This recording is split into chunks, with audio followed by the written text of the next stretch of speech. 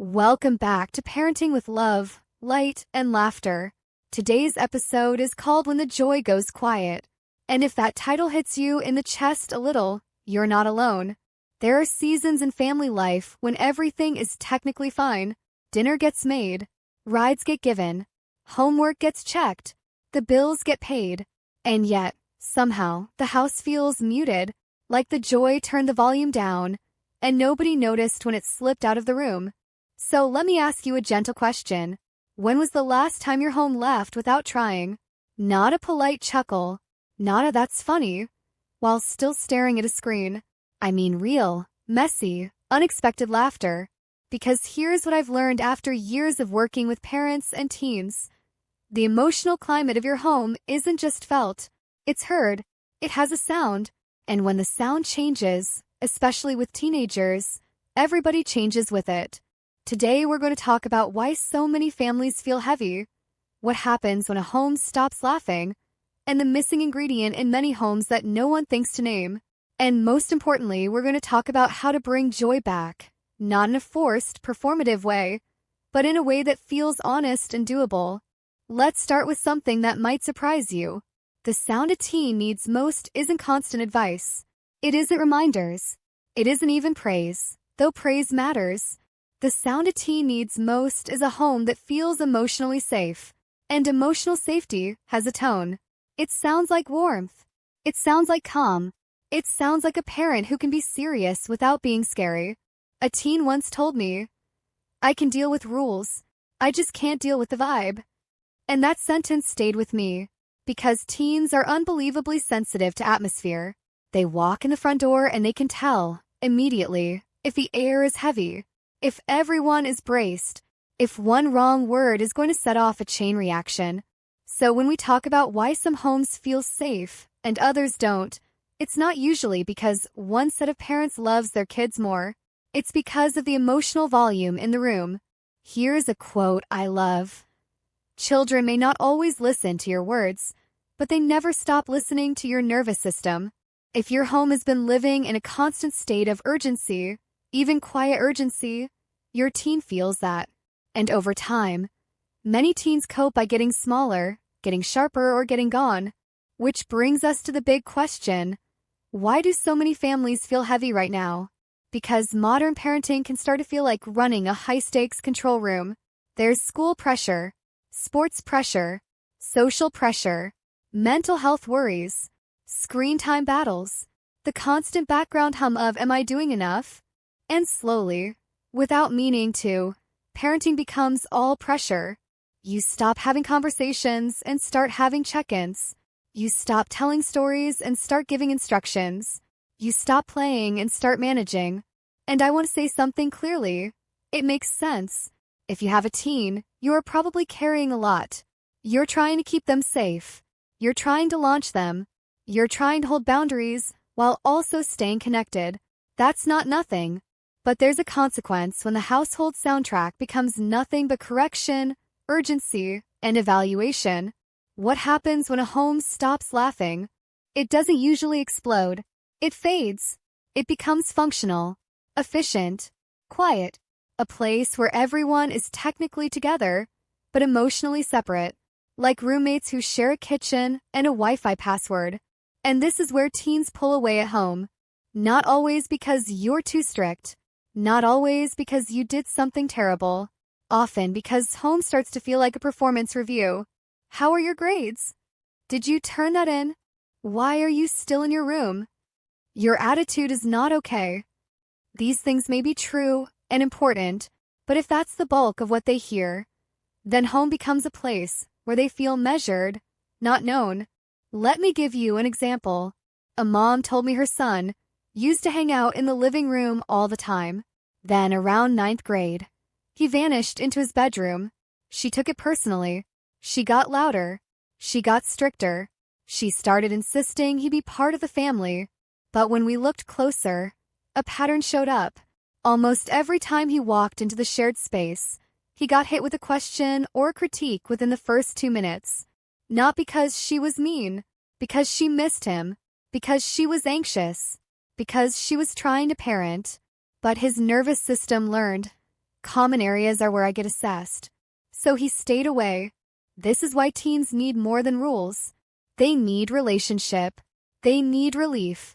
They need moments where they can exhale and just be a person near you, not a project. And here comes the curiosity hook I promised. The missing ingredient in many homes isn't discipline. It isn't structure. It isn't even communication. It's lightness. Not silliness all the time. Not pretending everything is fine. Lightness is different. Lightness is the emotional permission to be human without everything being so heavy. Lightness sounds like, okay, that was rough. Do you want a snack and a reset? Lightness sounds like, we're not doing a whole courtroom scene about this tonight. Lightness sounds like a parent who can say, I overreacted.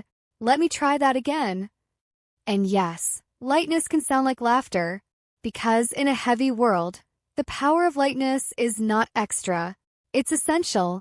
Here's something viral sounding but also deeply true. Your teen misses this more than you think. They miss the version of you that wasn't always tense.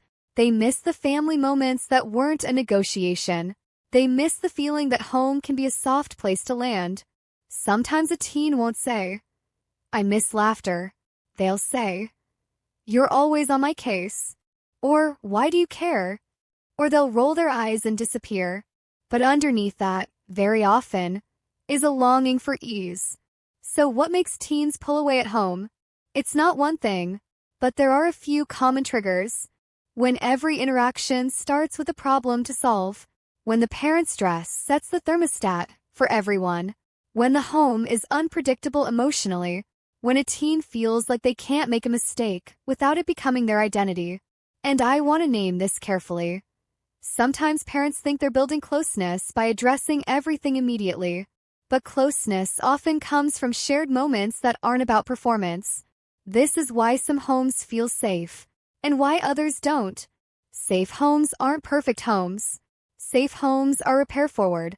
Safe homes have enough lightness that conflict doesn't feel like an emergency. Which takes us to the hopeful part. Bringing joy back to the family. Let's make this practical. Because I never want you to listen to this and think, great, another thing I'm failing at. No, joy isn't a personality trait. It's a practice. And it can return in small, almost unnoticeable ways at first. Here are a few ways to begin. First, change the first 2 minutes. When your teen appears, try this experiment for 1 week. No questions for the first 2 minutes. None. Not about homework. Not about their mood. Not even how was your day. Instead, offer something that signals connection without demand. You can say, hey, I'm glad you're home. Or, I'm making popcorn if you want some. Or even, I saw the funniest thing today, and it made me think of you. You're not ignoring responsibilities. You're restoring safety. Second, build a pocket of lightness that doesn't require everyone to be cheerful. Maybe it's a 10-minute show you watch together.